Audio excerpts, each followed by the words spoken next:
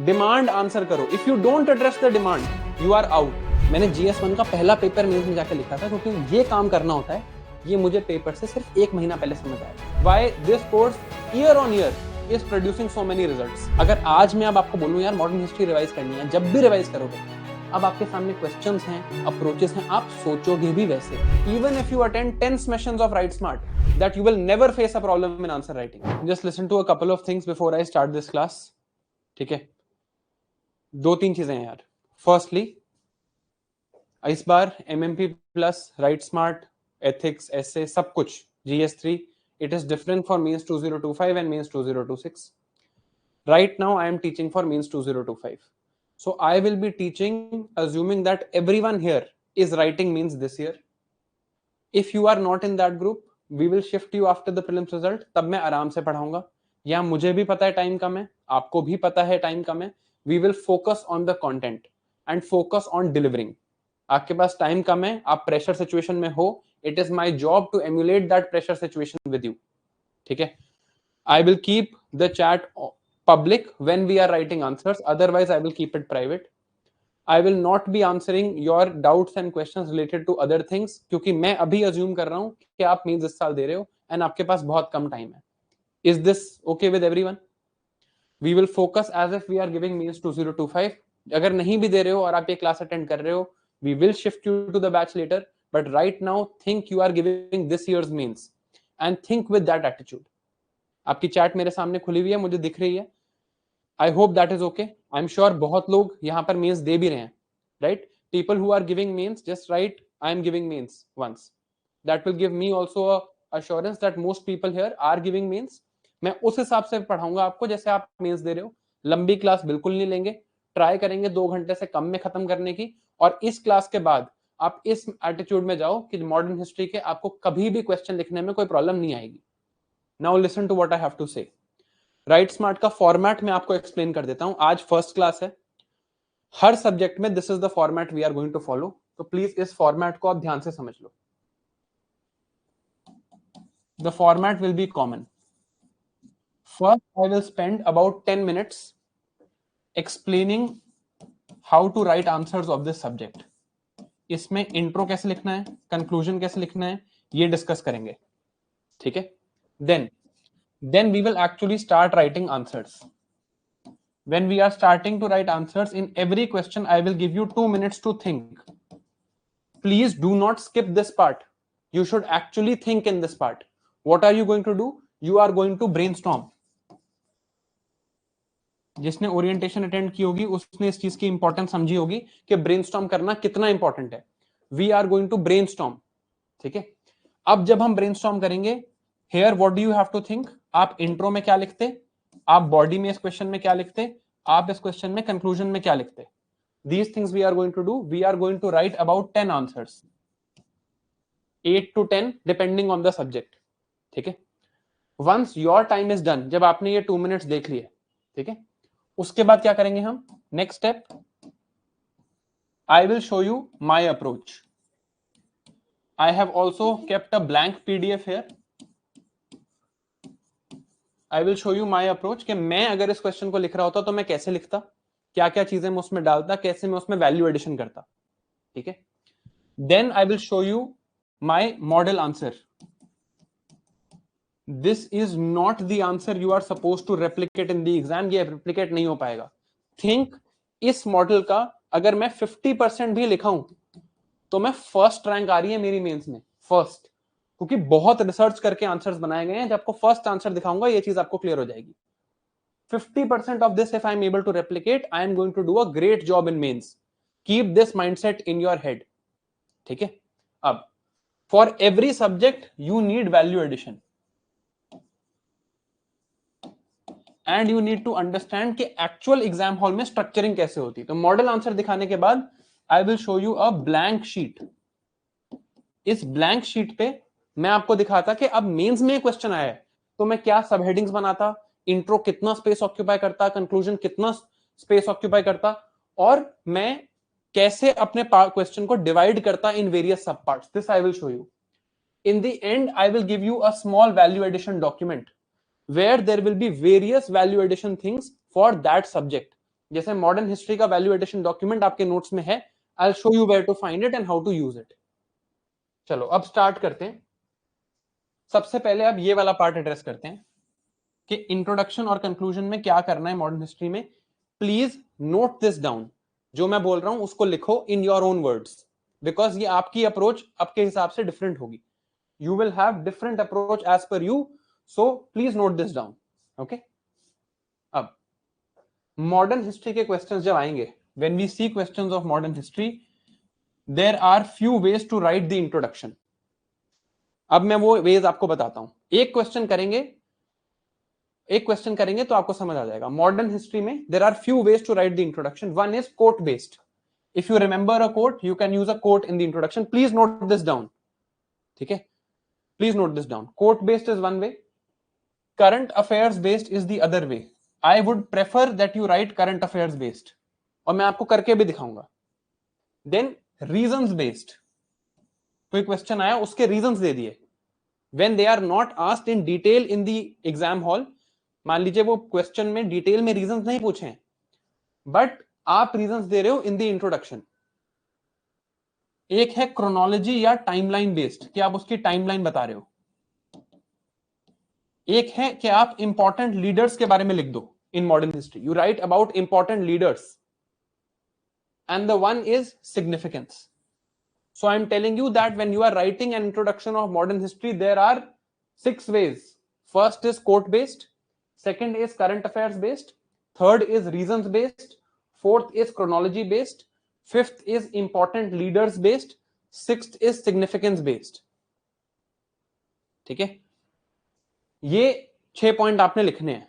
These are the 6 ways of writing introduction. I will show you each of this in the questions ahead। 6 ways or 5 ways to write the conclusion।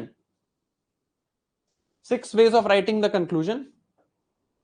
Quote based, again if you remember a quote, well and good। I know आपको quotes याद नहीं है, मेरा काम है आपको quotes याद कराना, and I'll give you all the quotes in one place। Then post independence linkage, this is a very good way, that okay this event happened in modern history, how do we link it to post independence। ठीक है, then how do we remember them। जैसे किसी personality पे question आया, let's say there is a question on Mahatma Gandhi ji, how is he remembered today. If there is a question on Ahilya Bai Holkar, very likely this year because she is in news, 300 years celebrations are happening, honorable prime minister has talked about her। So conclusion, how do we remember them। Again chronology means what happened further, so chronology can be linked to the fifth approach, further impact on the freedom movement। And lastly consequence based। So I would say broadly 5 approaches of writing the conclusion when there is a question of modern history। Quote, if you remember well and good, post independence linkage, how do we remember this person specifically for personalities, further impact on freedom movement, and consequence based। 5 approaches where you can write the conclusions। I will show you each of these approaches in the answers, they'll become clear। Right now just know that these are in your head and these should be on a paper in front of you right now, because I will ask you to brainstorm। मेरी assumption है कि आप लोगों को spectrum आती है, spectrum में you still remember all of it। नहीं आती है तो अभी रिवाइज हो जाएगी, this is my guarantee। After this session of 2 hours you will not face a challenge of modern history, this is my guarantee to you। आप 2 question लिख लो, आपको समझ आ जाएगा। चलो let's start with the first question, let's not waste any further time, let's start with the first question. ठीक है, orientation देखी होगी, कुछ याद नहीं भी देखी है कोई बात नहीं, I will explain. You will, this is the first session, it's not the last session. Even if you attend 10 sessions of right smart, I am sure that you will never face a problem in answer writing, and this is the reason why this course year on year is producing so many results। अब आपको समझ आएगा कैसे। Let's start with the first question without waiting. Look at this question. पहले तो इस question से मैं पहले आपको बता दूं, socio religious reform movements is one of the areas where questions get repeated from. 2019 this question was asked, 2021 socio religious reform movements was asked, 2017 women's questions in social religious reform movement was asked। Okay, so now we will try and write this first question, Question is, examine the linkages between 19th century Indian Renaissance and emergence of national identity. You have 2 minutes to brainstorm what you will write in intro, what you will write in body, and what you will write in conclusion. Time up. अब एक काम करो, question को दोबारा देखो. What is the question asking? Question is simply asking, Indian Renaissance, meaning Indian socio-religious reform movement, how it is linked to the emergence of our national identity. Easy question ये बिल्कुल भी नहीं है. ठीक है, अब देखो. What is the question asking? Till now in your chat, I have not seen any answer that is actually giving the answer. It is not asking what is socio-religious reform movement. It is not asking impact of socio-religious reform movement. यार, it is asking about national identity. अब मैं अगर इस question को लिख रहा होता तो मैं कैसे लिखता? I would think what are the components of national identity. अब आप सोचो, अब सोचना स्टार्ट करो. नेशनल आइडेंटिटी के कंपोनेंट्स क्या हैं? What are the components of national identity? बताओ. What makes you an Indian? What are your components of identity? Think of these components and then link them to social religious reform movements. Democracy, fraternity, unity, vernacular education, linguistic pride, pride in India's past, the idea of universal brotherhood, national symbols. Where did Jan Gan Man come from? Where did Vande Mataram come from? कहां से आई हैं ये चीजें? It has come from this movement or not? अब मैं अगर ये question सोच रहा होता, because multiple times questions have come on this, what am I going to do? I am going to think in my mind that, okay, national identity reflects in national symbols, in my national consciousness of gender and caste equality, of liberty and justice for all, of rationalism and humanism, in languages or linguistic pride, in secularism and religious tolerance. Is this not a part of our national identity? Universalism and brotherhood, the idea of vernacular education, the idea of democracy and freedom, the idea that we have to have pride in India's past. समझ आ रहा है? मत सोचो example क्या आएंगे, broad body के point सोचो पहले. Is this clear? Is this now do you understand what the question was asking? That national identity is this. Now I have to link this to socio-religious reform movements.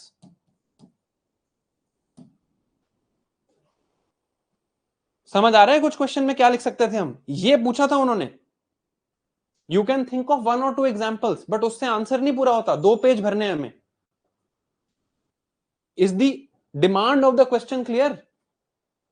Demand था कि social religious reform movements में ये identity जो आपकी आज है, of unity, liberty, brotherhood, linguistic pride, of national symbols, of vernacular education, of pride in India's past, ये कहां से आई? It has come from this. ये चीज दिखानी है. डिमांड क्लियर हुई? If you miss this demand, मैंने कई आंसर्स देखे, सोशल रिलीजियस रिफॉर्म मूवमेंट्स में ये चीज हुई, will this answer the question? क्या ये पूछा है? नहीं. First principle is demand answer करो. If you don't address the demand, you are out. Demand clear हो रही है? अब एग्जांपल्स याद आएंगे. अब देखो, अभी इंट्रो कंक्लूजन छोड़ते हैं, सिर्फ बॉडी पे फोकस करते हैं. Let us simply focus on the body at the moment, not any intro conclusion. Intro conclusion भी मैं आपको दिखाऊंगा. National symbols, Vande Mataram and the idea of Jan Gan Man, national anthem. This has come from social religious reform movement. Then gender and caste equality, idea of abolition of sati, of widow remarriage, of women's education. This has come from social religious reform movements. Brahmo Samaj, Satya Sodak Samaj, they have fought for caste equality. Idea of liberty, justice, rationalism, humanism. This has come from social religious reform movement. अब spectrum याद करो. Rationalism is our only perceptor, said by Ashwini Kumar Dutt. This should go in your answer. Raja Ram Mohan Roy talking about demonstrability, even in the case of religion, where even religious practices should be scientifically validated. This has come from social religious reform movement. Then linguistic pride or languages, journals in various languages, writings of Rabindranath Tagore, writings of Bankim Chandra Chatterjee. Then secularism and religious tolerance, the idea of unity between religions. Spectrum याद करो, all prophets have the same din. ये line लिखी है spectrum में. This could have gone here. The idea of universalism. Vivekananda ji की बात याद करो. In the parliament of religions, what did he say? Everyone comes together. Universal brotherhood. Vasudev Kutumbakam. World is one family. This is our national identity. Coming from social religious reform movement or not? Vernacular education. 3-language formula today. Pride in my language today. Is it not linked to Ishwar Chandra Vidyasagar's, Shri Ishwar Chandra Vidyasagar's idea of Bengali primer and Bengali education? The idea of democracy and freedom, which is ingrained in each Indian, is it not coming from Sambad Kambudi, written by Raja Ram Mohan Roy? The idea of pride in India's past, is it not linked to the idea of back to the Vedas? अब समझ आया question क्या पूछ रहा था? Now do you understand what the question was asking? Question was asking linkages between Renaissance and the emergence of national identity. How Renaissance has influenced the emergence of your identity today. Is this clear? Now, अब सोचते हैं इसको introduction में हम कैसे दूसरों से एक नंबर ज्यादा ले सकते हैं. That is the name of the game in mains. मैं आपको आंसर भी दिखाऊंगा अभी. How can I take 1 mark more than others? I need to remember a quotation which is about social religious reform movements. Any question where I get social religious reform movements, they have asked this question thrice. है ना? Introduction में ही examiner को Impress करना है. And तो इसमें मुझे अगर कोई कोट मिल जाए तो बहुत बढ़िया है. अगर कोट नहीं याद, what we can do is we can define Indian Renaissance. This is one way we can define this in the introduction. But if I know a quote, that is very good. Quote देना मेरा काम और याद कराना भी मेरा काम. How do I conclude? How do I conclude this? ये conclude कैसे करना है? I will link it to post-independence India. Today's India, is the idea or all these ideas not reflected in our constitution today? Our secularism is in our constitution. Our preamble is talking of liberty, equality, fraternity. We are talking of abolition of untouchability. This is all the product of social religious reform movements. अब हर बार जब हम इस class में question discuss करेंगे, कोई भी question हम ऐसे ही डिस्कस करेंगे. Is the format of class clear now? अभी हमने सिर्फ क्वेश्चन डिस्कस किया है ताकि you learn how to think. अब आपको याद आ रहा है. Now I am also learning. G20 theme could have been written here. Very good. वासुदेव कुटुंबकम we could have written here. ठीक है. अब देखो, अब नेक्स्ट क्वेश्चन क्या आएगा आपके दिमाग में? यार मेरे पास ये एडिशनल कंटेंट कहां से आएगा? This question is coming in your mind. अब देखो, जो आपके पास पीडीएफ अपलोडेड है, this is the PDF that is uploaded for you. इस पीडीएफ को ब्लाइंडली नहीं पढ़ना है. यहां पर क्या दिया हुआ है? ये क्वेश्चन है, प्रीवियस ईयर क्वेश्चंस हैं, एंड इसमें चीजें लिखी हुई हैं which you can add to your notes. जो आपकी मॉडर्न हिस्ट्री की स्पेक्ट्रम है, जो आपको आता है, उसके अलावा जो पॉइंट्स हैं वो आपको यहां मिलेंगे. जैसे remember this quote. If there is ever a question on social religious reform movement, just remember this quote. When Shri Naidu was our vice president, he said, Venkaiah Naidu ji, he has said this: our freedom struggle was not merely a political movement but a call for national resurgence and socio-cultural awakening. If you write this quote, are you getting 1 mark more than others? एक number ज्यादा आ रहा है ना ये coat लिखते ही. आपने intro में ही दिखा दिया एग्जामिनर को कि मुझे आता है. And I am better than the other 50 copies you have read since morning. ये कोट अब आपको याद रखना है, ठीक है। अच्छा, अब देखो आंसर में जो लिंकेज मैं आपको बता रहा था, जो हमने डिस्कस की है, वो यहां लिखी है कि नेशनल सिंबल्स, मैंने पहले, I show you what I will do in the exam hall also, linkages between Indian Renaissance and national identity, national symbols, national anthem and national song, national consciousness, self-respect movement, temple entry movement, rationalism, humanism, universalism. Raja Ram Mohan Roy said causality. Swami Vivekanand, idea of rational inquiry. Ashwini Kumar Dutt, rationalism is our only perceptor. Gender and caste equality. Raja Ram Mohan Roy, Jyotiba Phule के बारे में लिखो. Best of East and West. Right, this is our idea, reformist and revivalist ideas, syncretism of reformist and revivalist ideas. Languages, revival of Indian languages is there, literary identity is there, Ishwar Chandra Vidyasagar ji's Bengali typography we can write about. Then art and culture, make cultural nationalism, work of Tagore ji in inspiring pride in our own culture and art, focus on cultural and historical heritage, DAV schools by Arya Samaj. Democracy and freedom, Raja Ram Mohan Roy's Sambad Kambudi. This is the genesis of Article 19 in our constitution. Now these points give you 1 mark extra. This is how you get more marks than others. Ab religion we have written about, Vivekanand ji universalism we have written about, pride in India's past, Anand Mat. This needs to be there in your answer. ये answer वो है जिससे मेरे हिसाब से आप बहुत ज्यादा अच्छा कंटेंट लिख के आ रहे हो. If you can emulate 30-40% of this in the means, आप टॉपर्स की कॉपीज खोल के देखना, 30-40% of this should be sufficient. Now you have very good content for social religious reform movements if they are asked again. पूछ चुके हैं पहले भी, spectrum knowledge plus this content. ठीक. Conclusion, I will link it to post-independence India. Our secular constitution, our commitment to multiculturalism, our commitment to equality and inclusiveness. This should go in the conclusion. Conclusion पढ़ के examiner ने number देने हैं. So in the conclusion, link it to today's times. Show that national identity, this is also there. Clear? First question is clear. Now this is not the answer you are supposed to write in the exam. You can't write this in 10 minutes or 7 minutes. Again I am saying 50% of this, 10 to 30% of this will fetch you more marks than comparators. क्योंकि आप सोचो जो आपने दिमाग में सोचा था और जो यहां पर लिखा है इसमें बहुत डिफरेंस है. Right? Now if I was answering this in the exam hall, what would I do? यहां पर क्वेश्चन लिखा होता है, 10 नंबर का पेपर है, 10 नंबर का क्वेश्चन है. I would first introduce Indian Renaissance and give that quote.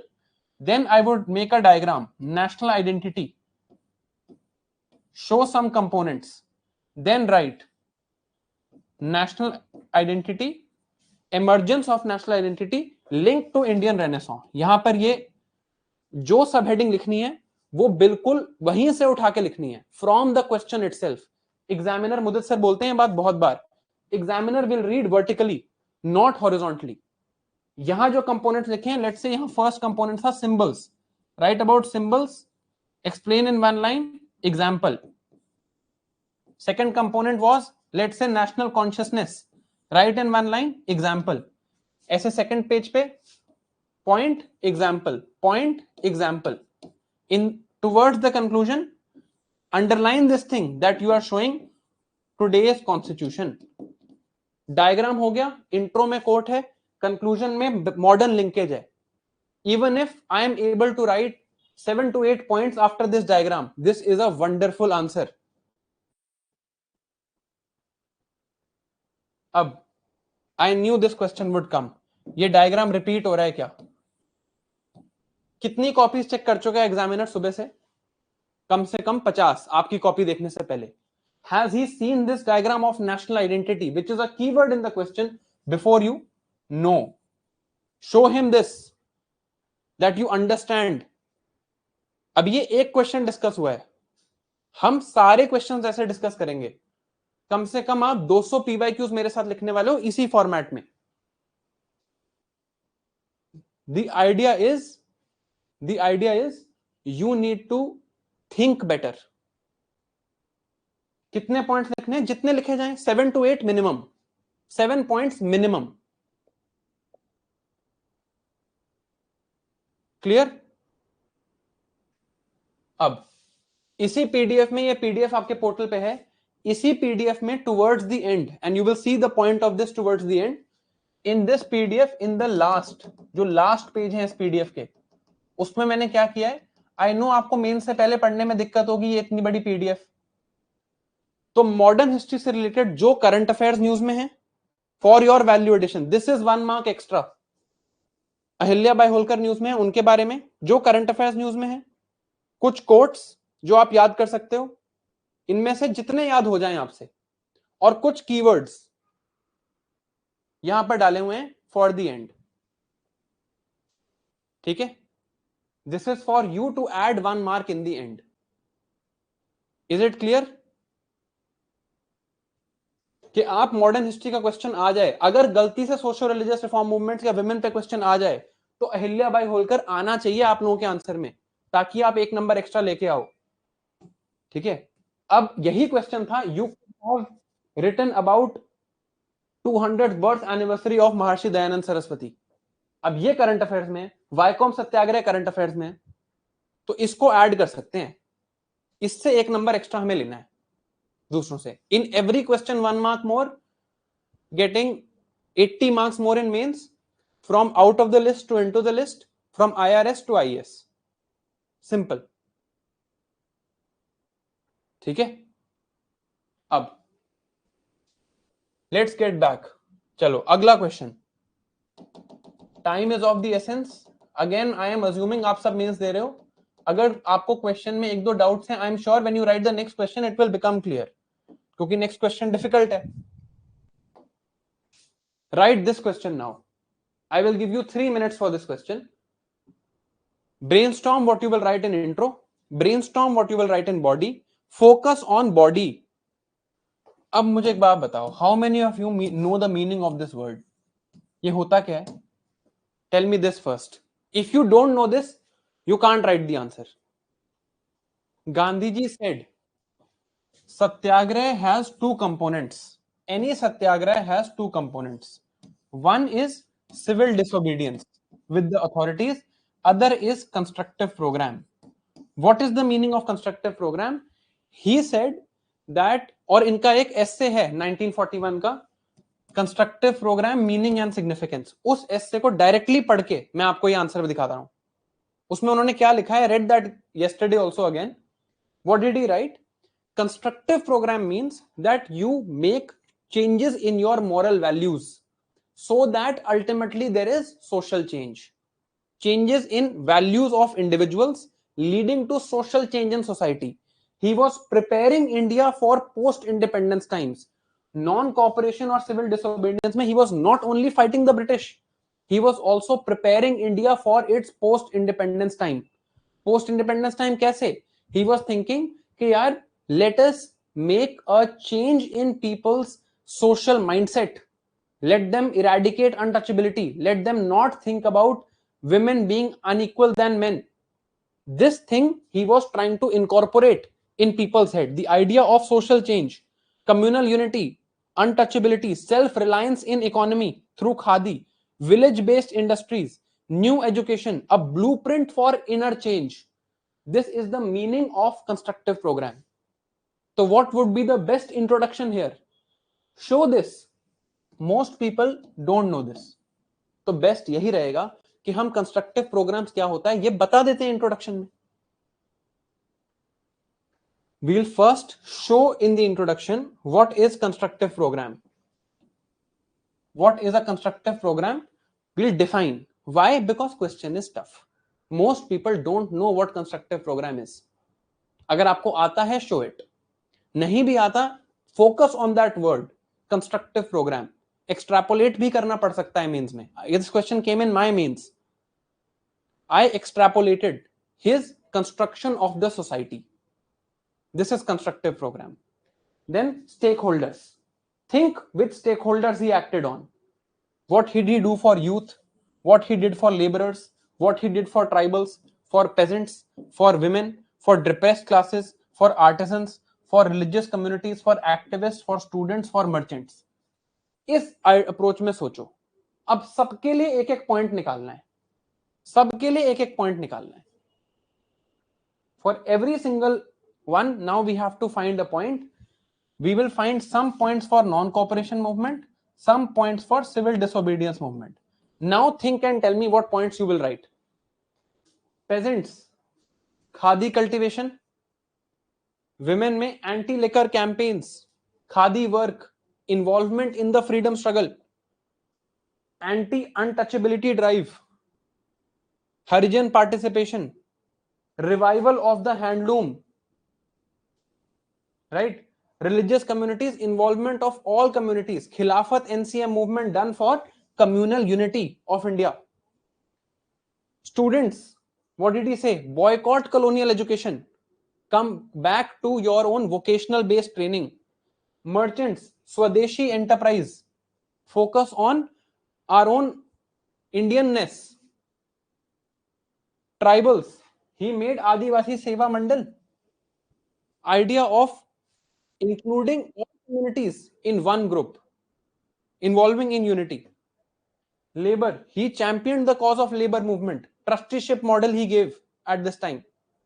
ऐसे ही 5 से 6 पॉइंट मुझे निकालने हैं नॉन कॉर्पोरेशन मूवमेंट के, 5 से 6 पॉइंट मुझे सीडीएम के निकालने हैं.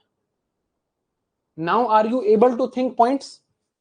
कंस्ट्रक्टिव प्रोग्राम क्लियर है, स्टेक होल्डर्स दिमाग में आ गए. अदरवाइज सोचोगे तो सिर्फ एंटी अनटचेबिलिटी और ये सब याद आएगा. But when I have these stakeholders in my head, you are able to think of points now. अरे I know you will face issues in recalling content, but कल थोड़ी है हमारा mains.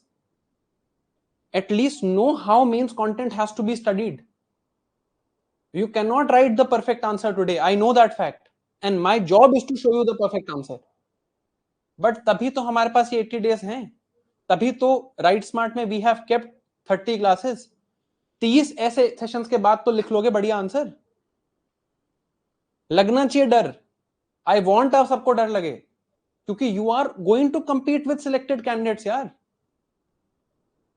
But we have to start somewhere.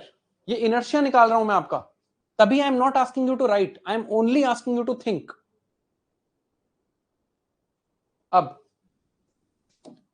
अब इसका answer देखते हैं. Introduction में क्या लिखा? This was a blueprint for personal and social transformation. Satyagraha has 2 components, civil disobedience and constructive program. Body में अप्रोच लगाई, स्टेक होल्डर वाइज सोचूंगा. ये एग्जाम में नहीं बना देना, नहीं बनाना ये. This is not a diagram, this is for you to think, this is not to be drawn. अब constructive programs during NCM. Peasants को लेके क्या किया? एग्जाम्पल. विमेन को लेके क्या किया? एग्जाम्पल. डिप्रेस्ड क्लासेस को लेके क्या किया? एग्जाम्पल.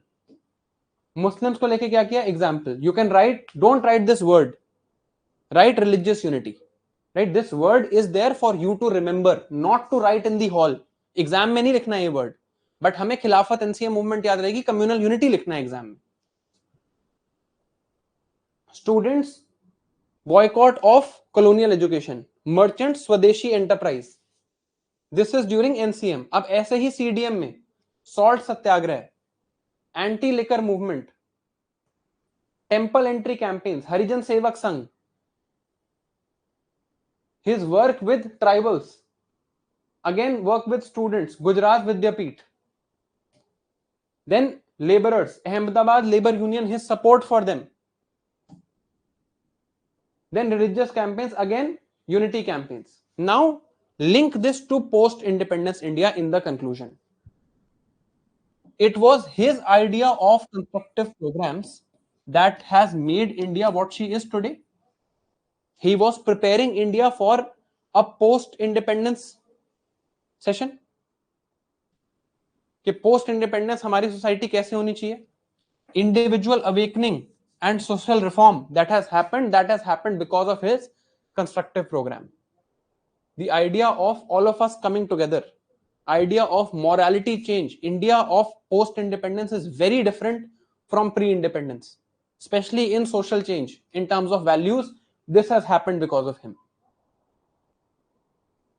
अब हाँ, नाउ यू आर थिंकिंग आत्मनिर्भर Bharat is his reflection of unity, स्वच्छ भारत अभियान is his reflection of cleanliness, abolition of untouchability in the constitution is his ideal. समझ आ रहा है? Is this now you are getting the idea? Again, you can't write this in the exam, you can't write this answer in the exam. I know this for a fact. Idea is 20 to 30% of this, but when you read this much you will write this much. Now I can see vocal for local, panchayats, ideas coming. And अब मैं आपको दिखाता हूं why, how you are supposed to apply what I'm doing here. ठीक है, अब आपको समझ आएगा कैसे ये जो मैं आपको सिखा रहा हूं ये कैसे अप्लाई होता है. एक और पीवाईक्यू देखते हैं. And in this case I will not show you the answer, I will just give you 2 minutes to think. You tell me if your thinking has become better. Write this question. You have 2 minutes. I am not giving you any hints. ये भी PYQ है. You will see the link between PYQs also now. Write this question now. You have 2 minutes. अब देखो, अब अगर मैं ये question सोच रहा होता तो मैं क्या करता? Let me tell you that. I'll write what I would have written if I was writing this question. Introduction में I would have linked it to current affairs and said that okay, in the time of the current war, our honorable prime minister has said this is not an era of war but an era of peace. This shows the timeless ideas of Gandhiji that are relevant throughout even after he has passed on. यहां से एक number मिल गया मुझे extra, not an era of war लिख के. अब मैं आता बॉडी पे, पूछा क्या है? Significance in the present times.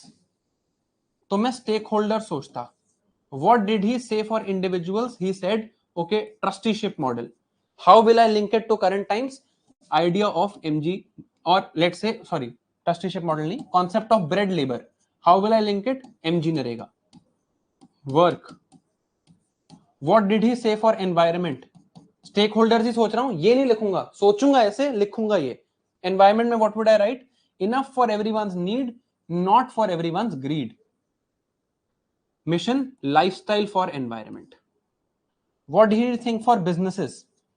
Trusteeship model. Commerce without morality is a sin, link to corporate social responsibility.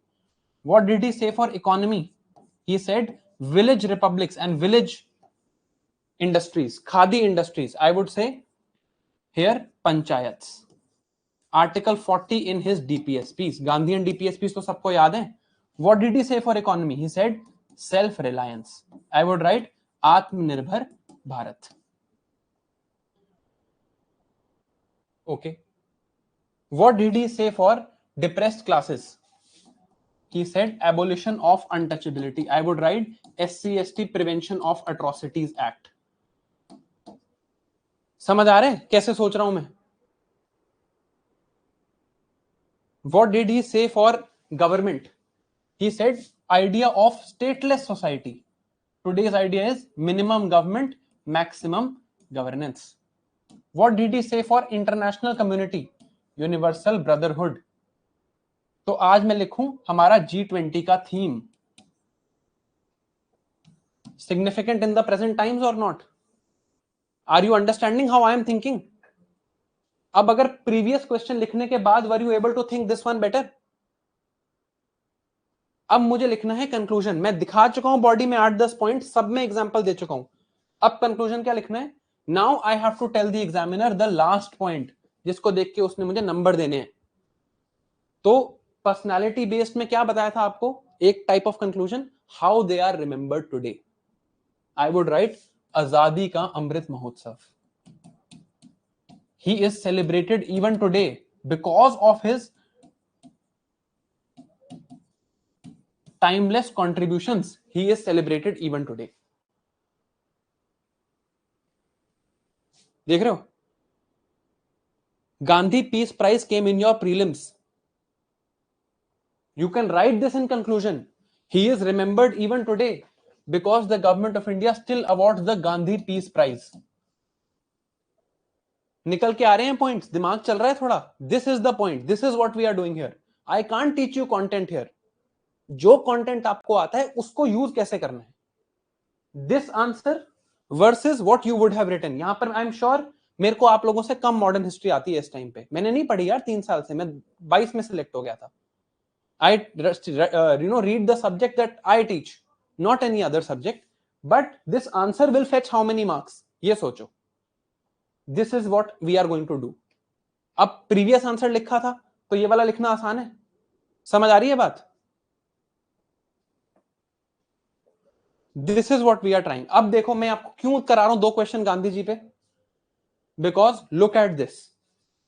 Look at the questions they have already asked. How different would have been the achievement of Indian independence without Mahatma Gandhi? Asked in 2015. Gandhiji and B.R. Ambedkar. Common goal for amelioration of downtrodden, 2015. Differences in Subhash Chandra Bose and Mahatma Gandhi, 2016. Significance of thoughts of Mahatma Gandhi, 2018. Constructive programs, 2021. Difference between Mahatma Gandhi and Rabindranath Tagore, 2023. Gandhiji is an important theme that you can't go to the mains without studying in detail about Gandhiji, because 7 sins of Gandhiji asked in ethics. And अब आपको यह भी पता है कि अगर किसी की टीचिंग्स पे क्वेश्चन आया तो you will be able to think of stakeholders. Teachings of Guru Nanak ji asked in ethics in 2023। Now you know directly think of stakeholders. मुश्किल आएगी आपको ये करने में। That is why this is the first session, not the last one. I just want to open your brain. आप सोच लो कि पहले 4 सेशन में आपको एक भी नहीं लिखा जाएगा, दैट्स ओके यार, that's okay. At least thinking is becoming better. अब देखो अगर सुभाष चंद्र बोस और इस पे क्वेश्चन आता महात्मा गांधी पे, मैं ऐसे ही सोचता, approach towards women, approach towards independence, approach towards democracy, approach towards religion, approach towards science, approach towards economy. I already have 6 points in my head. समझ आ रहा है? Is this clear?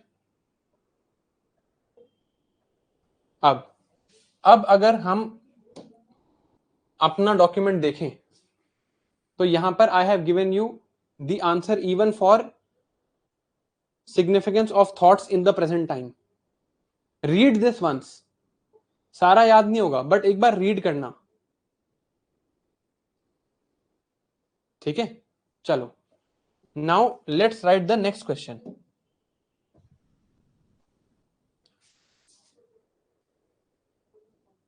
This is what I would have written directly from here.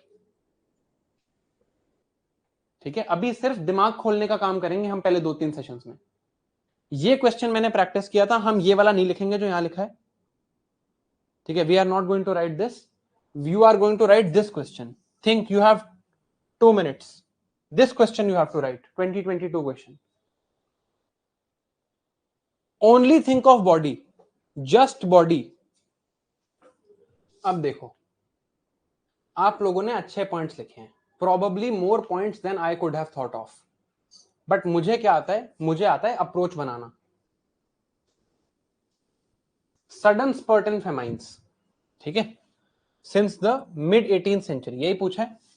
कभी भी famine क्यों आती है? This is called life cycle approach, learn this. Why will ever a famine be there? Either there is less production of food, या तो खाना produce कम होगा, या फिर खाना डिस्ट्रीब्यूट नहीं होगा ढंग से।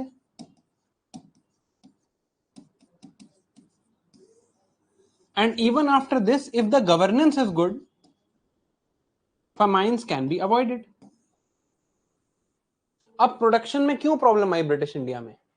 Commercial crops, export orientation, no investment in agriculture, focus on subinfeudation, focus on revenue extraction, land revenue tenures के बारे में लिख सकता हूं। 5 पॉइंट हो गए।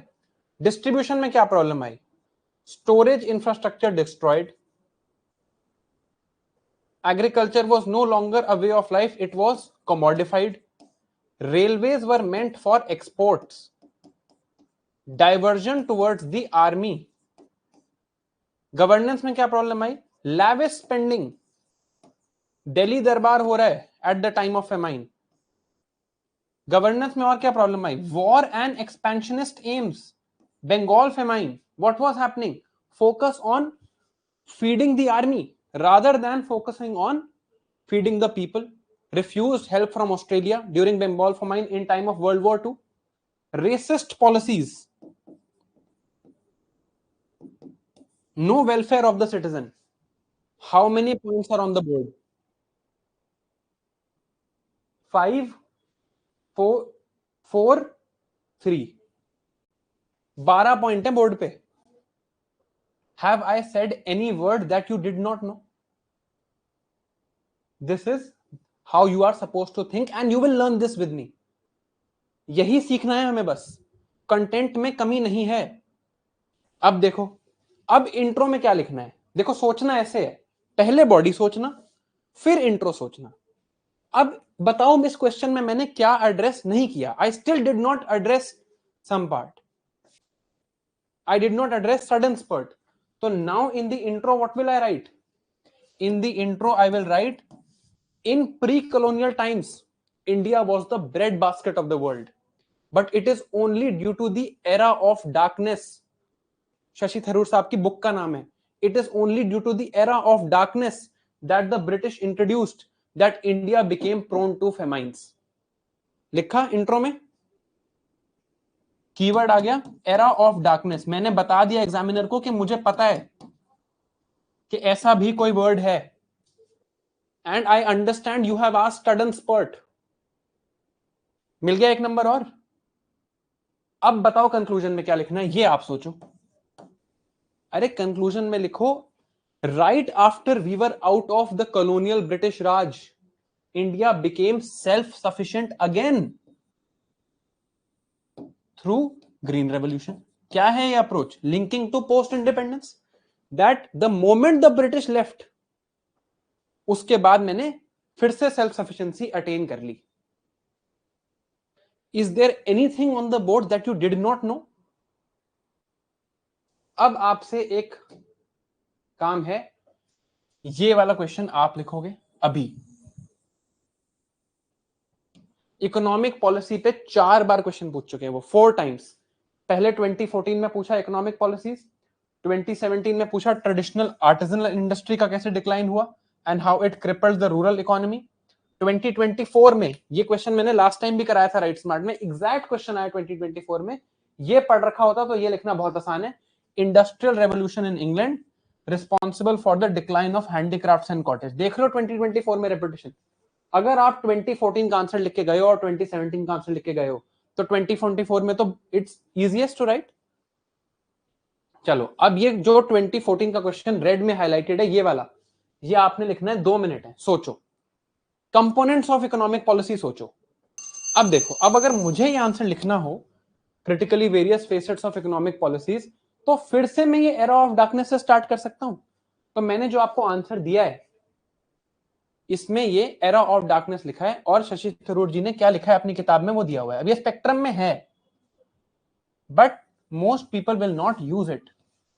As highlighted by doctor Tharoor in era of darkness, India share in world manufacturing exports plummeted from 27% in 1700 to 2% by 1900 and global GDP fell from 23% to less than 4%. दोनों नहीं लिखने हैं, write one, whatever you can remember you write.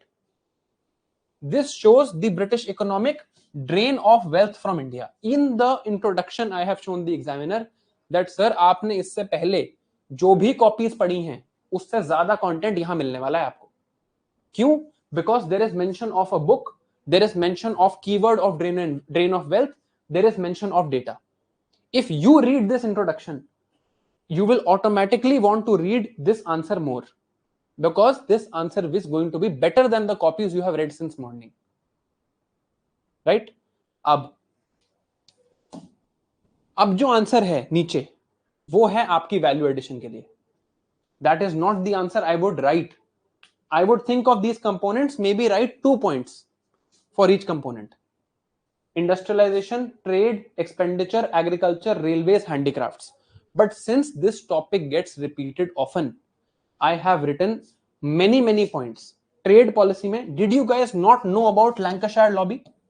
Did you not know about mercantilism? Did you not know one-sided free trade?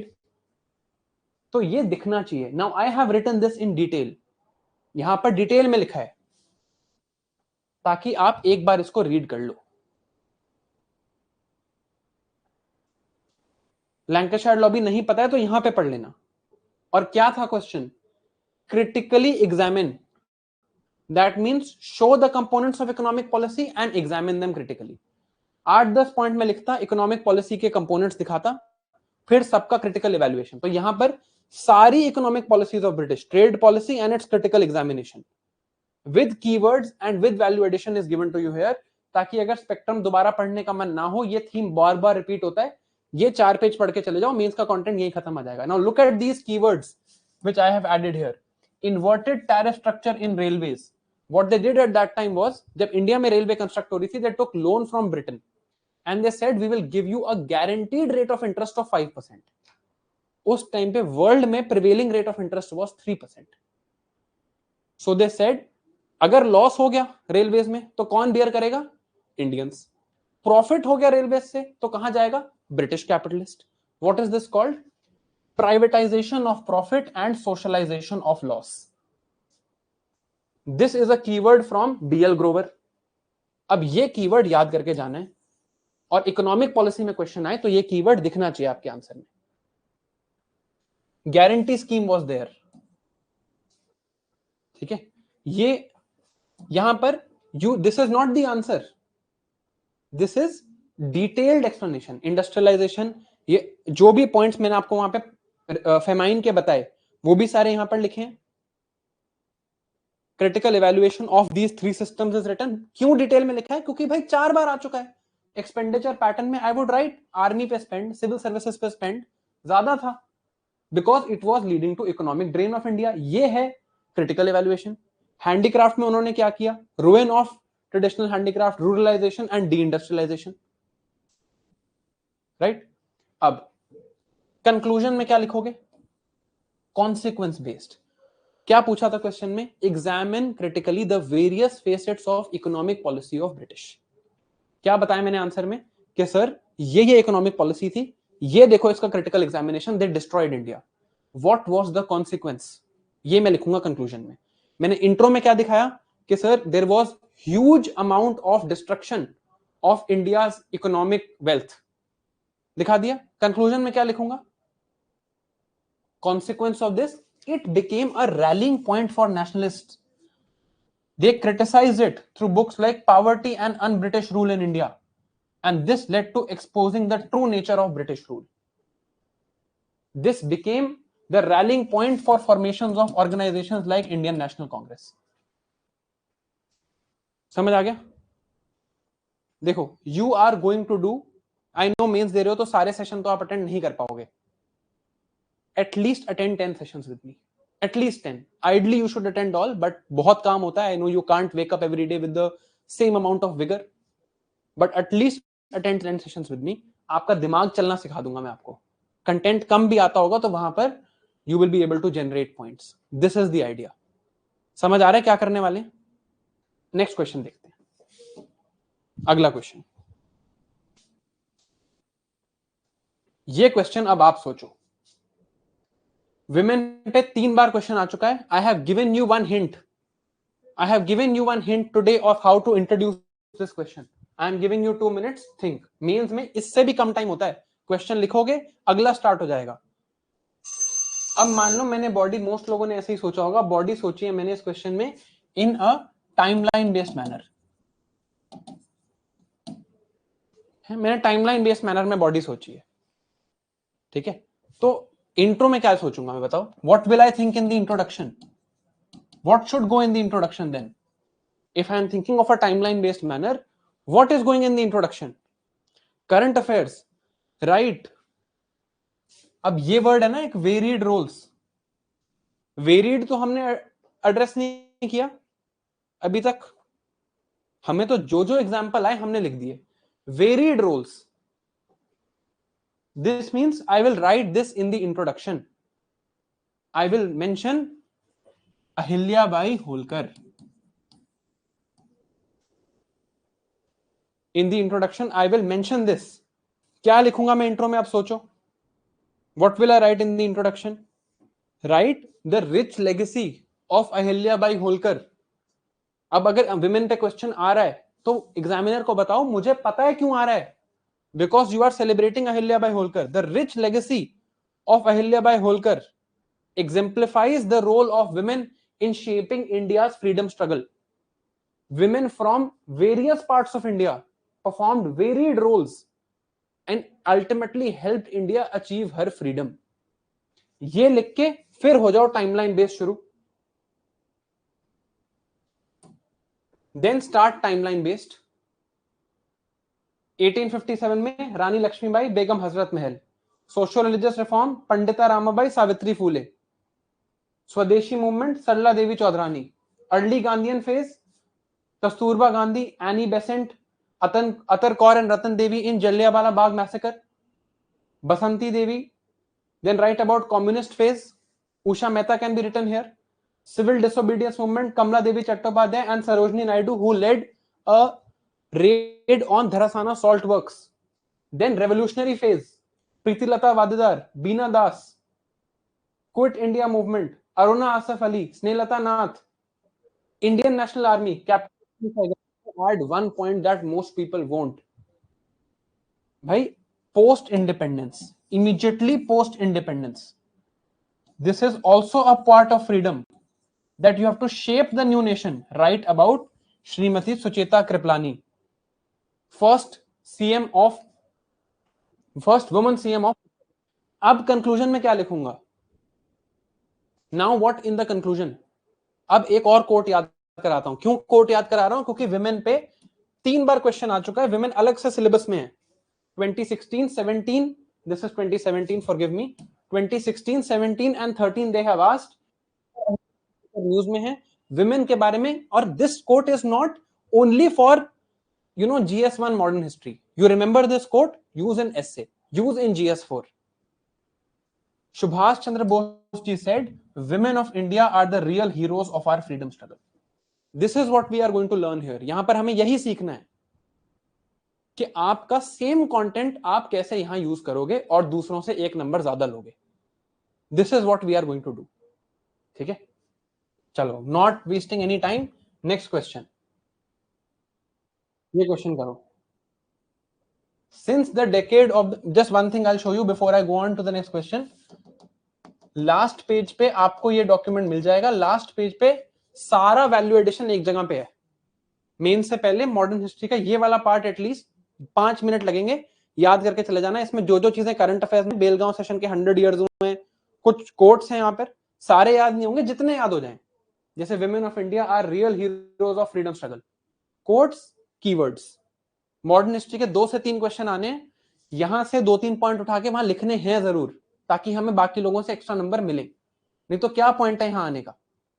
चलो next question. Since the decade of the 1920s,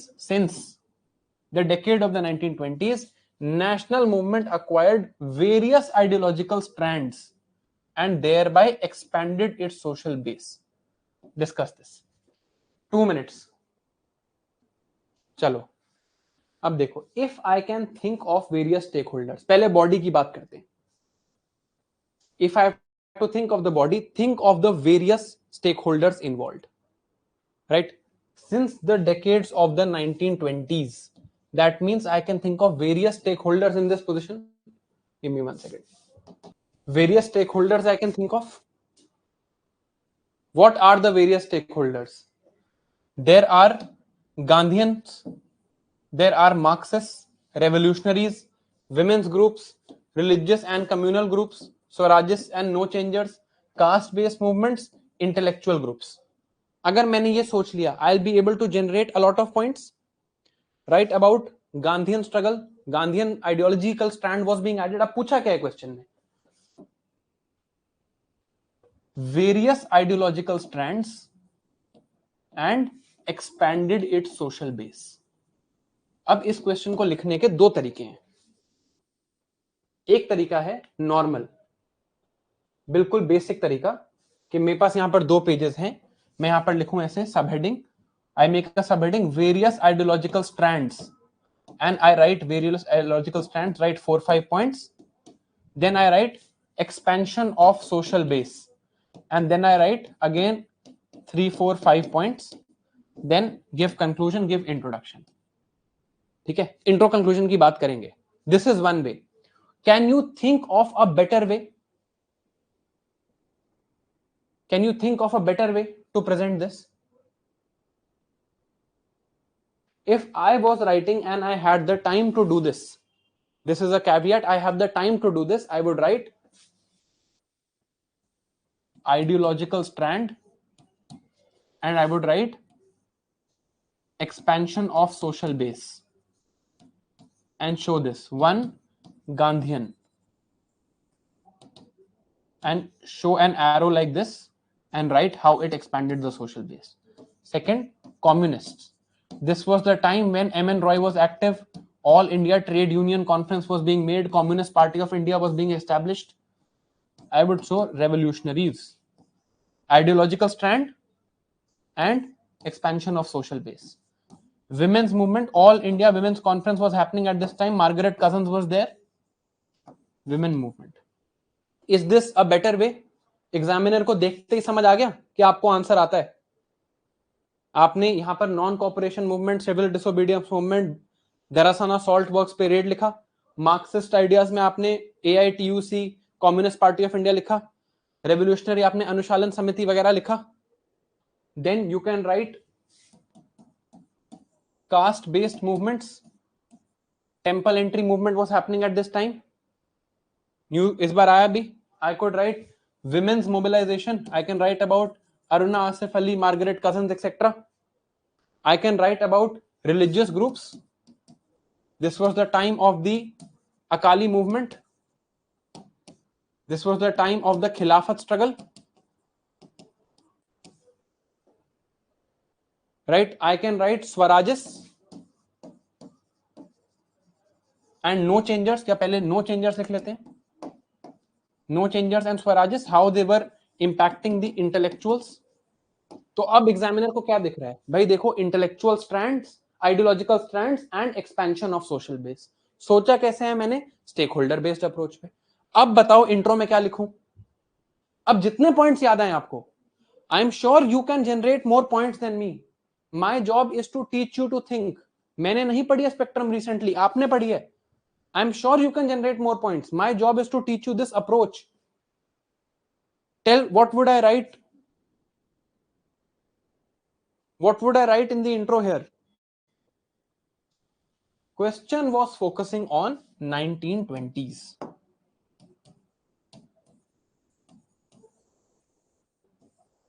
Since the decade of 1920s, I have not addressed in my answer significance of 1920s.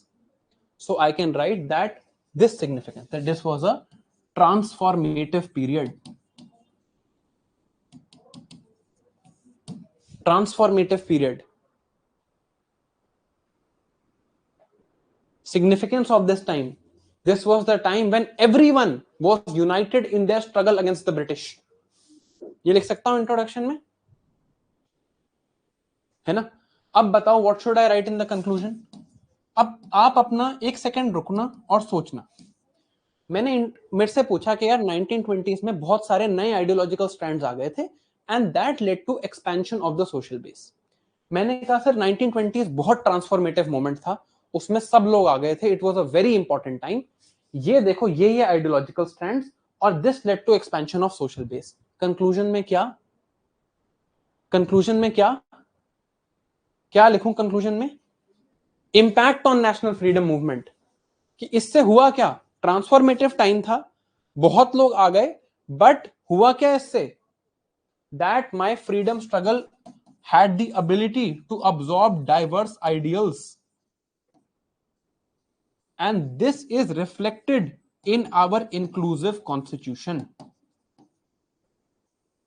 अब answer complete लग रहा है कि यार 1920s एक transformative time था, उसमें ये आइडियोलॉजीज थी, एक्सपैंड ऐसे हुई, social base, and this led to diverse ideals and a inclusive constitution. Complete answer है, मार्क्स देने ही पड़ेंगे एग्जामिनर को.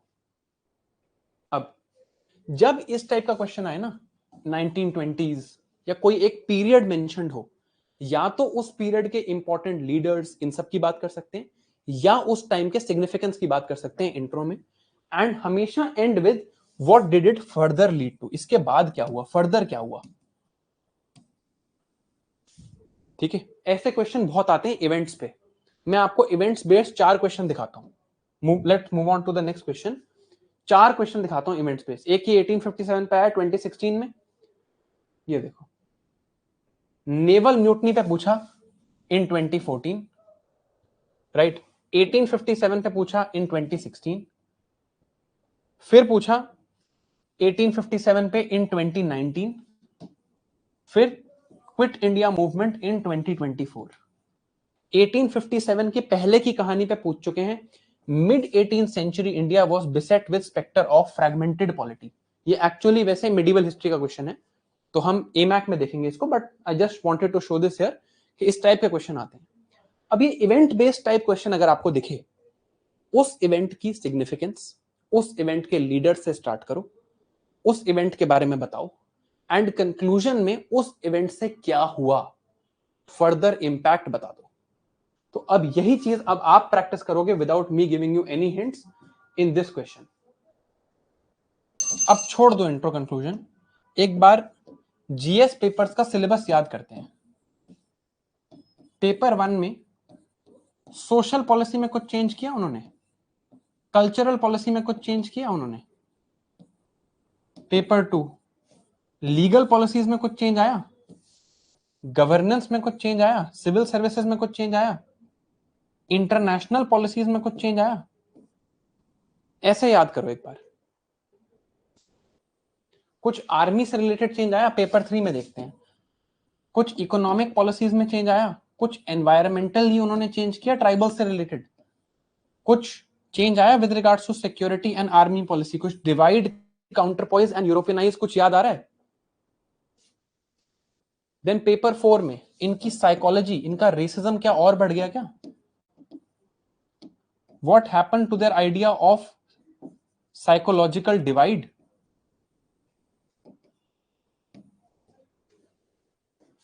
अब बताओ, martial and non martial races, divide and rule approach, reformist zeal of the empire evaporated, western education, culturally western education, Macaulay's ideas, Macaulay's minute avoided. इससे पहले क्या था? रिफॉर्मिस्ट zeal थी. इसके बाद क्या हुआ? अब नहीं कर रहे हम रिफॉर्म. इससे पहले क्या था? We will impose western education. इसके बाद क्या हुआ? कर लो वर्नाक्युलर एजुकेशन करनी है तो. इससे पहले क्या था? Policy of annexation. अब क्या करा? No more annexation. इससे पहले क्या था? Don't involve Indians in governance. इसके बाद इंडियन काउंसिल्स एक्ट. इससे पहले क्या था? Doctrine of lapse. इसके बाद क्या हुआ? Subordinate union. पहले क्या था? British will East India company. इसके बाद क्या हुआ? Burial to a dead horse, the company administration, government of India act 1858. पढ़ा हुआ है? आगे एडमिनिस्ट्रेशन में इंडियंस को इन्वॉल्व तो किया, बट सिविल सर्विसेज एक्ट आई इसके बाद. Indians were still kept in subordinate positions. अच्छा, आर्मी में क्या किया? Divide, counterpoise and Europeanise. एक एक पॉइंट लिख दो. इकोनॉमिक पॉलिसीज में क्या किया? पहले क्या हो रहा था? British exploitation bye east India company. अब क्या हो रहा है? Direct governmental control. इससे पहले क्या था? No focus on forest, direct forest में एक्सप्लॉयटेशन. इसके बाद फॉरेस्ट टैक्स आना शुरू हुई 1878 में. उसके बाद 1850s के एंड में 1860s में फॉरेस्ट पॉलिसीज आना शुरू हुई. पहले क्या था? Psychologically this divide worsened. पहले इग्नोर कर रहे थे लोकल्स को, अब they wanted to get legitimacy. But the idea of white man's burden and the idea of racist divide further increased. Division of society, martial and non-martial races.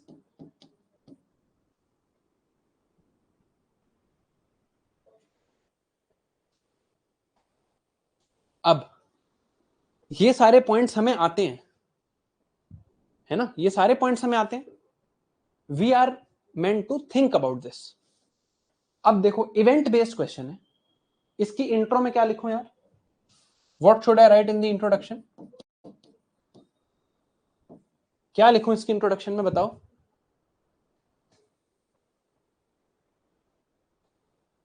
देखो let me show you something. अगर मैं ये PYQs read भी करके चला जाऊं ना, just मैं रीड करके चला जाऊं पीवाईक्यूज, तो इन्होंने पूछा था 1857 पे, सॉरी 1857 पे इन्होंने पूछा था culmination of big and small local rebellions that had occurred in the preceding 100 years of British rule. मैं यही लिख देता हूं इंट्रो में. Significance of the event, it was the first war of independence, first challenge to British rule, culmination of big and small local rebellions, challenge to British supremacy, brought out the anger of the common populace with the British administration. And consequence, अब intro में मैंने लिखा कि अच्छा यार big and small rebellions इससे पहले भी हो रहे थे, but this was the first proper challenge, the first war of independence. इसके बाद कॉन्सिक्वेंस क्या हुआ इसका? What was the consequence? Further impact on freedom movement क्या थी?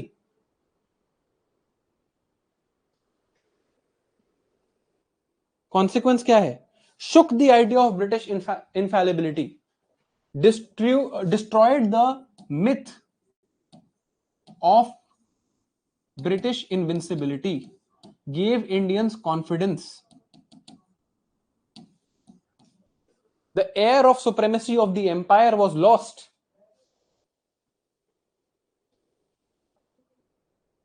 The idea of how much it is important that Indians must stay united.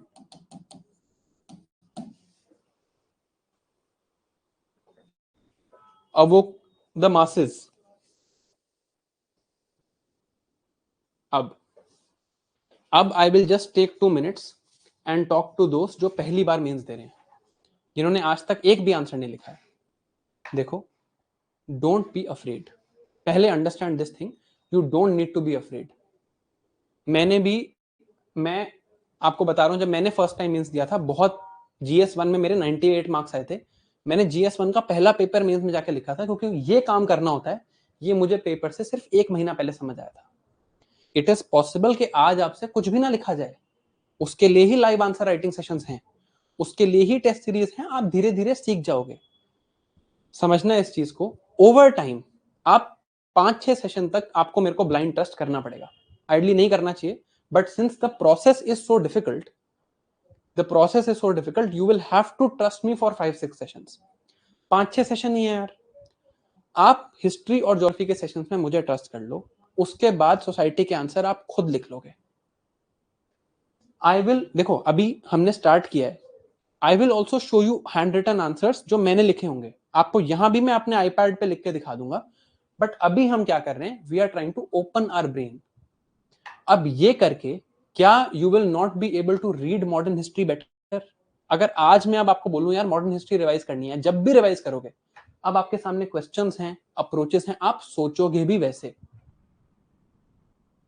ठीक है, आप टेंशन मत लो इस चीज की. I am sure within 5-6 sessions you will get to this point कि आप ये आंसर लिख लोगे. अभी मेरा पहले 3 सेशंस में मेरा यही एजेंडा रहता है कि आपका दिमाग खुले, आपको समझ आए कि कितने पॉइंट्स लिखे जा सकते हैं. It has been 1 hour 37 minutes. You tell me, have you automatically first question से अभी हम 6th क्वेश्चन पे पहुंचे हैं, 2 और करेंगे. इस टाइम में have you become better in framing your points in your head? दिमाग ज्यादा चल रहा है या नहीं, ये बता दो बस. दिमाग थोड़ा खुल रहा है? अभी इतना ही एजेंडा है हमारा. क्योंकि देखो, अगर आप सीधा टेस्ट सीरीज देने चले जाते और यही पीवाईक्यू रिपीट हो जाता, तो शायद आप इतने पॉइंट भी ना सोच पाते. है ना। I know it is difficult, मैं जान के डरा रहा हूं आपको ताकि आप टाइम वेस्ट ना करो, बट ये सिखाना मेरा काम है यार। अभी हमने 6 क्वेश्चन लिखे हैं, मेरा प्लान है मैं आपके साथ 200 क्वेश्चन लिखूंगा, मुदित सर आपके साथ 70-80 क्वेश्चन लिखेंगे, उसके बाद कुछ रह जाएगा क्या? ये सोचो आप। तो बस दिमाग खुल रहा है ना, ज्यादा पॉइंट्स आ रहे हैं ना, यही आइडिया है। मैं अभी आपको अगला क्वेश्चन दिखाऊंगा, आप और पॉइंट सोच पाओगे। अब ये क्वेश्चन देखो, अब ये है टफ क्वेश्चन, मेरे मेंस में आया हुआ क्वेश्चन, ठीक है। Forget the intro and forget the conclusion. इस पॉइंट की बॉडी फ्रेम करनी है। मैं हिंट दे देता हूं आपको। यूज एन अप्रोच कॉल्ड स्वॉट analysis, strengths and opportunities that the British had, weaknesses and threats that the Indians faced. अब क्वेश्चन देखना ध्यान से, read the question carefully. Why did the armies of British East India Company, mostly composed of Indian soldiers, win consistently against the more numerous and better equipped armies of the Indian rulers? Give reasons. Let's forget intro and conclusion. Very difficult question to write. इसी mains में लिख के आया हूं मैं, exact ये answer लिख के आया हूं। 2 मिनट देता हूं, इसी मेंस में सिलेक्ट हुआ था। Right this answer. अब देखो, ऐसे क्वेश्चन में पॉइंट सोचना काफी मुश्किल है, बट ये जो काम हमने यहां पे किया है ना, ये इसीलिए किया गया है ताकि हम इसमें पॉइंट सोच सकें। अब देखो, इन्होंने कह दिया कि more numerous and better equipped, ये तो इंडियन आर्मीज थी, ठीक है, but still British company won. अब इक्विपमेंट और नंबर्स के अलावा क्या फैक्टर्स हैं that can lead to somebody winning a war? There can be leadership, tactics, communication, morale, training. अब अगर मुझे ये 5 पॉइंट याद आए हैं, ध्यान से सुनना मेरी बात को प्लीज, अगर मुझे ये 5 पॉइंट याद आए हैं और मुझे रीजंस लिखने हैं तो मैं 5 ही रीजंस लिखूंगा। लेकिन अब मुझे इसको बनाना है 10 पॉइंट, जब क्वेश्चन टफ हो तो क्या करूंगा? क्वेश्चन पेपर में पहले लिखूंगा, इंट्रोडक्शन छोड़ते हैं अभी, ये 15 मार्कर क्वेश्चन था। इंट्रोडक्शन लिखूंगा, फिर लिखूंगा ब्रिटिश ईस्ट इंडिया, डायग्राम बनाऊंगा, British east Indian companies आर्मीज one consistently, strengths, exploited opportunities, spelling थोड़ी इधर उधर हो गई है, लिख देता हूं ढंग से, exploited opportunities, Indian आर्मीज faced threats, weaknesses. ये डायग्राम एक बना दिया इस टाइप का, राइट। इसको बनाने का बेटर तरीका अभी बताऊंगा आपको, अभी बताऊंगा इस डायग्राम को बनाने का बेटर तरीका क्या है। अब देखो, स्ट्रेंथ्स में जब मैं ब्रिटिश आर्मीज के बारे में लिख रहा हूं तो इन्हीं के स्ट्रेंथ्स लिखूंगा। हाँ भाई, लीडरशिप बहुत बढ़िया थी, लिखो रॉबर्ट क्लाइव का नाम। टैक्टिक्स में बैटल ऑफ सेरिंगापट्टनम लिखो, कम्युनिकेशन एंड एडवांस स्ट्रेटजीज लिखो, soldier moral, better salaries, private company थी, पैसे ज्यादा थे, European soldier training, presence of naval power. 6 point हो गए। अब देखो, अब मुझे इंडियंस में ये सेम पॉइंट्स ऐड करने हैं, तो यहां क्या करूंगा? कीवर्ड मेरे दिमाग में लीडरशिप ही है। Ineffective leadership, age old military tactics, lack of proper communication, decrease in soldier morale, outdated tactics, lack of proper training, static defenses। अच्छा, अब opportunities exploited, opportunities पे बात आएगी। क्या क्या opportunities थी सबको वही पता है, alliances बना ली, deceit,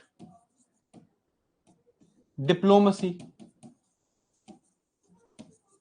playing one against the other, divide and rule strategy, तो एक्सप्लॉइटेड अपॉर्चुनिटीज बाय ब्रिटिश में लिखूंगा formation of alliances, divide and rule, right. अब एक्सप्लॉइटिंग डिप्लोमेसी एंड डिसीट, और इंडियंस में फेस थ्रेट्स, सॉरी ये वीकनेसेस जाना चाहिए था वहां पे, फेस थ्रेट्स में यहां पे लिखूंगा lack of India consciousness, infighting among rulers, failure to recognise the true nature of British East India company. अब बताओ कितने पॉइंट आ गए, क्वेश्चन टफ था, कितने पॉइंट्स आ गए। अब डायग्राम बनाना सिखाता हूं, ये डायग्राम आप यूज कर सकते हो जब इस टाइप के क्वेश्चन, स्पेशली जब आपने कहीं भी स्वॉट अप्रोच लगानी हो। मैं आपको बहुत और क्वेश्चंस में स्वॉट अप्रोच लगाऊंगा, तो आप ये डायग्राम यूज कर सकते हो। आप ऐसे बनाओ diagram, British East India companies आर्मीज, link करो इंडियन आर्मीज,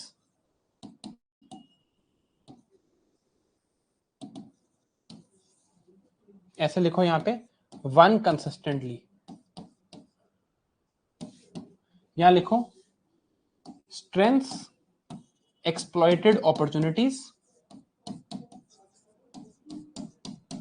यहां लिखो फेस्ड वीकनेसेस, यहां लिखो थ्रेट्स। अब टफ क्वेश्चन है, एग्जामिनर ने देख लिया कि मैंने इस तरह से डिवाइड कर रखा है, पहले ही उसे दिख गया कुछ इंट्रो के इमीडिएटली बाद कि देखो यार इसने तो डिवाइड ऐसे किया, ये सबके पॉइंट बताएगा, इनके भी बताएगा, इनके भी बताएगा। फिर जब पेपर स्टार्ट होगा, फिर जब वो स्टार्ट होंगे, 3 पेजेस होंगे, इंट्रो देने के बाद और ये डायग्राम देने के बाद, मैंने इंट्रो दे दिया यहाँ पे, ये डायग्राम बनाया यहाँ पे ऐसे, फिर दिखाया अच्छा ब्रिटिश ईस्ट इंडिया कंपनी की आर्मीज के बारे में, फिर लिखा स्ट्रेंथ्स, कुछ पॉइंट लिखे, फिर लिखा अपॉर्चुनिटीज, कुछ पॉइंट्स लिखे, फिर इंडियन आर्मीज, वीकनेसेस, कुछ पॉइंट्स लिखे, थ्रेट्स, कुछ पॉइंट्स लिखे। अब उसे लगेगा यार ये आंसर बिल्कुल कंप्लीट है, he knows the most about this question. And लोगों को क्या, व्हाट इज बाकी पेपरों में क्या हो रखा होगा, most of the people must have left at least some part of these 3 pages blank, क्योंकि इतने पॉइंट्स आएंगे ही नहीं। अब देखो इसमें आपको दूसरों से एडवांटेज मिलनी ही है, मिलनी ही है, चाहे कुछ भी हो जाए। अब मेरे साथ एक काम करो, इंट्रोडक्शन सोचो जरा इस क्वेश्चन की, what will you right in the intro and what will you right in the conclusion. अब बताओ इंट्रोडक्शन में क्या जाएगा और कंक्लूजन में क्या जाएगा।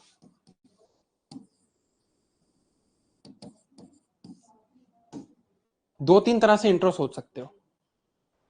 अब PYQs रीड करके जाने होते हैं, आपको हिंट के लिए इसलिए दिखाया था ये question. Read this question now, एक बार ये क्वेश्चन रीड करना। Mid 18th century India was beset with a specter of fragmented polity. Can I write this in the introduction that mid 18th century India was beset with a specter of fragmented polity,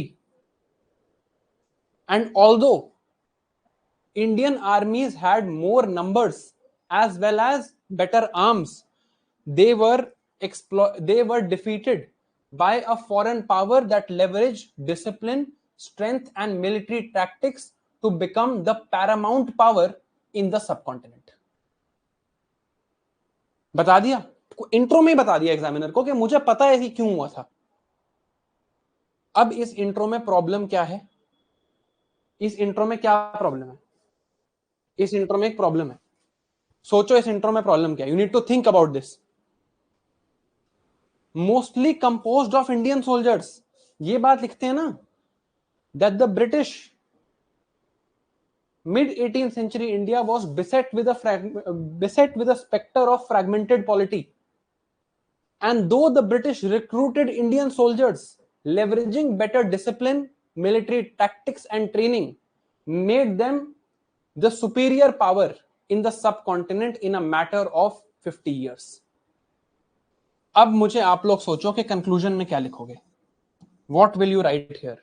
conclusion में क्या लिखोगे, the consistent victories of a foreign power, consequence based, the consistent victories of a foreign power demonstrated to the Indian people that unity is a sine qua non of freedom.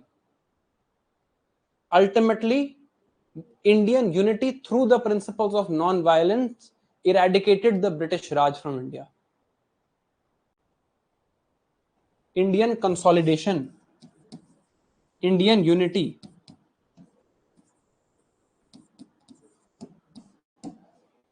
this we will write in the conclusion.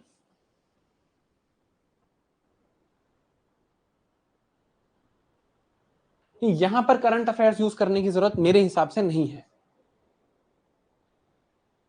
ना? अब दिख रहा है कई लोगों के number ज्यादा क्यों आते हैं? Is the thing evident? अब मेरी बात सुनो. Now what to do?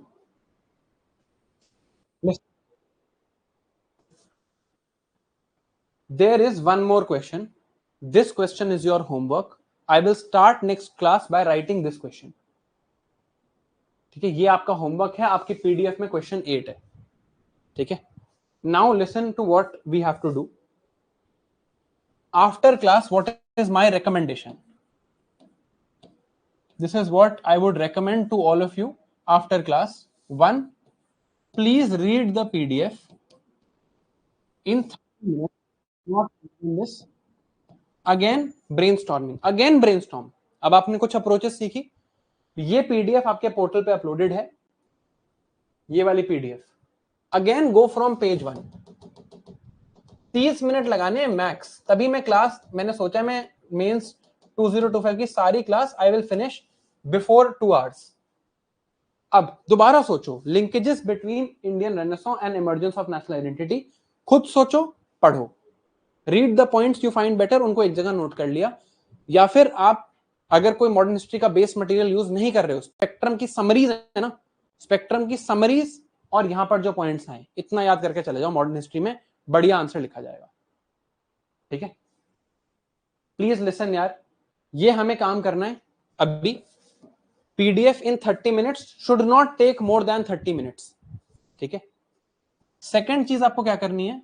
Second thing is value addition PDF is at the end. इस वैल्यू एडिशन पीडीएफ को again this read once and keep with yourself. क्या है वैल्यू एडिशन पीडीएफ में? अब आपको समझ आएगा. देखो, करंट अफेयर्स में अहिल्याबाई होलकर हैं. प्रधानमंत्री श्री नरेंद्र मोदी जी ने इनके बारे में क्या लिखा है? इनके बारे में थोड़ा बहुत बताया भी है. अगर इन पर डायरेक्ट क्वेश्चन या तो एथिक्स में आ जाएगा या यहां आ जाएगा. दयानंद सरस्वती जी न्यूज में है. जो जो चीजें न्यूज में थी, क्योंकि करंट अफेयर्स बेस्ड इंट्रो लिखना है, तो जो जो चीजें न्यूज में थी वो चीजें यहां पर है. ठीक है, जो जो चीजें न्यूज में थी वो यहां पर है. ठीक है, बेलगाम सेशन न्यूज में था, तो क्यों न्यूज में था, इन चीज पे फोकस रखना है. ठीक है. फिर कोट्स, कुछ कोट्स हैं यहां पर. मोदी साहब ने क्या बोला है? Indian people left no stone unturned in helping India attain freedom. अब कहीं भी लिख लो इस चीज को, कहीं भी. द्रौपदी मुर्मू जी ने क्या बोला है? यहां पे लिखा है. इनमें से सारे कोट्स याद नहीं होंगे. नारी शक्ति से विकसित भारत कॉन्फ्रेंस हुई है इस बार. अब ये कीवर्ड आपके आंसर में होना चाहिए चारों जीएस पेपर में somewhere, because there will be some question that will be about women. So this keyword needs to be there. Women are the real heroes of freedom struggle. This keyword needs to be there. Era of darkness वाला coat यहां पर है. और ये कुछ keywords हैं. British policy पे बहुत क्वेश्चंस आते हैं. इंडियन रेनेसां इस बार न्यूज में है, so I have written these keywords down for you ताकि आप ये डेवलप कर पाओ. ये काम है आपका. अब third recommendation, tomorrow at 12:20 start writing the 8th question. Friday को नेक्स्ट क्लास है. फ्राइडे को at 12:20 start writing the 8th question. जो 8 क्वेश्चन होमवर्क में है उसको हम देखेंगे. गिव अप ना करें. It will take time. It will take time. PDF आपके पोर्टल पे है यार. It will take time. Do not give up. It will take time. But again think of what you were at 12:20 and think of what you are now 2 hours later. Improvement है, दिमाग better चल रहा है, thoughts आ रहे हैं कि question में क्या क्या लिखोगे, दैट मच इज सफिशिएंट। आ जाएगा, कीप गोइंग, ठीक है, आ जाएगा। एक अगर आंसर राइटिंग इतना आसान काम होता तो अभी मैं बैठ के एक बारी में आपको सारी आंसर राइटिंग करा देता। हर सब्जेक्ट में डिफरेंट अप्रोच है, हर जगह अलग मेहनत लगती है, but we'll do it together. ठीक है, चलो, all the best, see you on Friday. Friday मिलते हैं, बाय बाय।